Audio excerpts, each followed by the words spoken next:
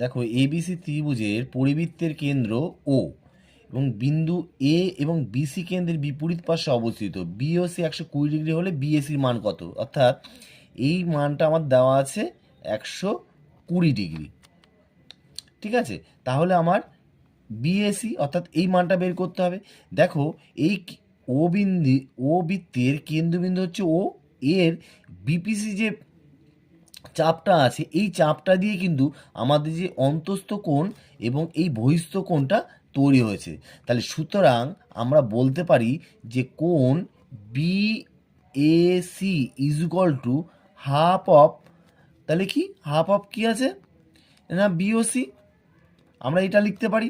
তাহলে সমান সমান হাফ ইন্টু কত আছে বিএসির মান 120 ডিগ্রি, তাহলে আমরা লিখে ফেললাম, কাটাকাটি করো, দেখো 60 ডিগ্রি, তাহলে উত্তর হবে 60।